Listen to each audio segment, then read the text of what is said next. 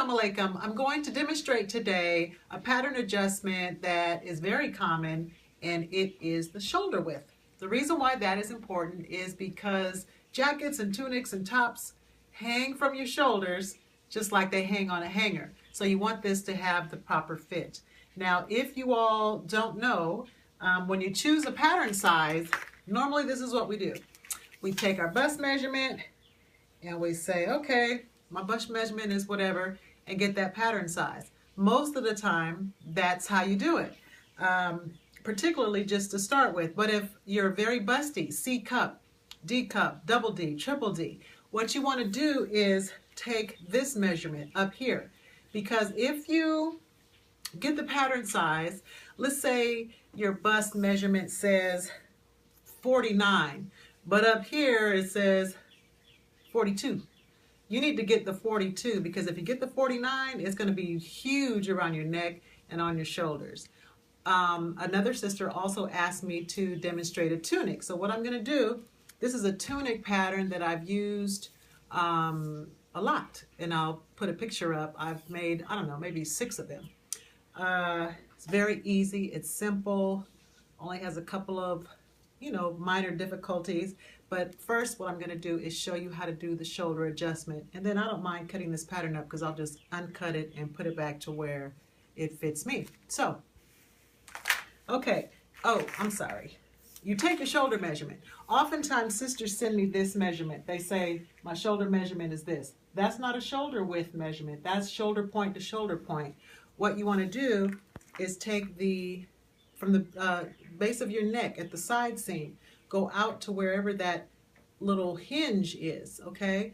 And I know what mine is, and my pattern fits me. So let's just say, for demonstration purposes, that let's say I needed a size 20 pattern. What you do to most of your patterns, or you should do, especially when you're first learning, is mark in where the seam would be. Because whenever you take measurements on a pattern, you want to take the measurement on the pattern to know how they fit or how it is against your actual body. So you fill in the seam allowances.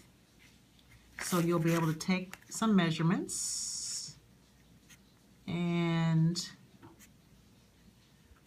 okay, so this is where they cross here. This is where they cross here, and this is what I would measure on the pattern for my shoulder width. This one is 5 3/8, okay? Let's say that your shoulder width was, I don't know, 4 1/2. So you take the difference of that. So the pattern piece is 5 3/8. Did I say 5 3/8? 5 3/8. And yours is 4 and, I don't know, let's just say 4 1/2. So 4 4/8. So what is the difference between that? 4 4/8. So that's almost an inch. Let's not do that much for the demonstration. So let's just say your shoulder width is 5. So you need to let's say your shoulder width is 5. So you need to decrease by 3/8 of an inch. So when you want to make, no, you can stay here. When you want to make minor adjustments, you can remove up to a maximum of 1 inch from sizes that are 16 and above. This is a size 20. So I can take away as a minor adjustment up to 1 inch, which means I'm going to take an inch off the side. Or if it's sizes under 16, you take a maximum of a 1/2 inch. So this is 20. Let's say I just needed to remove a 1/2 inch. I could do it directly from the side over here. And how I would do that is that I would measure out a 1/2 inch from the cut edge. That's a 1/2. And you can do it either way you want. You can do it with this. You can measure out with this. You can measure with a ruler. Whatever's comfortable for you. Okay? So I'm just going to mark a 1/2 inch, which is here. That's going to be my new cutting line right there, that green. That's a 1/2 inch. So what I would do is put my French curve, try to follow. That's where I need to take away from the shoulder, but I still want it the same as it goes around the armhole. So that's all you do, is draw the new armhole, which is the green. I took off a 1/2 inch here, and that would be my new cutting line. So I would actually cut that away.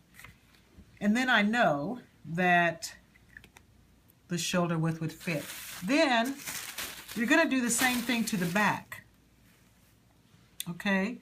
And you would take your 1/2 inch off, just like I did with the front, and, you know, mark to the original stitching, you know, something like that. But then what you have to do is what's called true the seam. You don't want it to, you want a smooth line. So in here, you're probably going to have to take a little bit. Are you up on this, Faith? Can they see that? Mm-hmm. You probably want to take a little bit off of both sides to make it nice and smooth once it's sewn together. So that's just like a quick minor adjustment of decreasing. Now, if you needed to increase, you would do the same thing. You would put some tissue paper, you would tape it here, and then you would just add a 1/2 inch. You would extend the cutting line. All this is taped now. And then you would just go back to the original stitching. That looks about right. And you would draw the line. Now, keep in mind that would all be taped. And then that would be your new cutting line. Now, if you need to make a major adjustment, you need to draw a line halfway in between the shoulders. So I'm going to eyeball that about right there, halfway. And it needs to be parallel with center front or center back. I would do that. And then I'm going to make another line perpendicular, and that's the beauty of these rulers, because you can make everything square because they have these grids that you can see through. And you're going to make another line perpendicular above the notch. And for a major adjustment, I think you can, I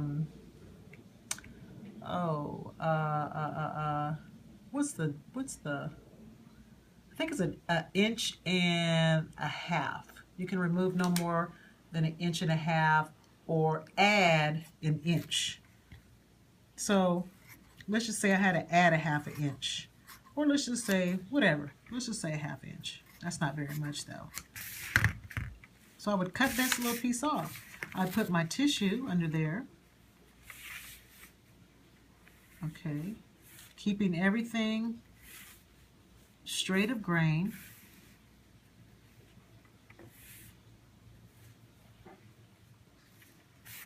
Then you would tape your tissue underneath.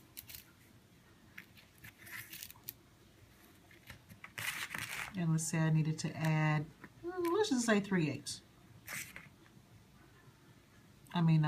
6/8. So I would do that line.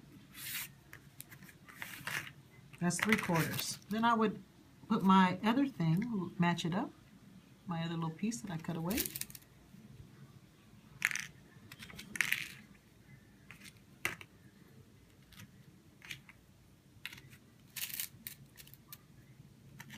And you would then reconnect your original stitching lines. So at the top, I would reconnect my stitching lines like that. And then over here, I would of course have to add tissue over there. So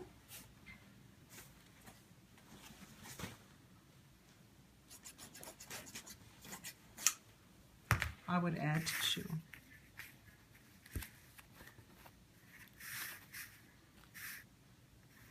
Tape it, and then redraw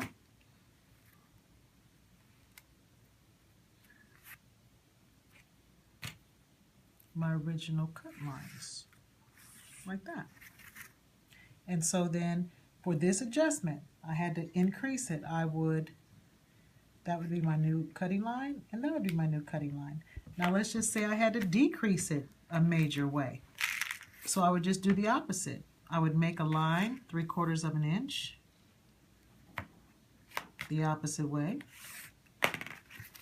I would line my little piece up with that.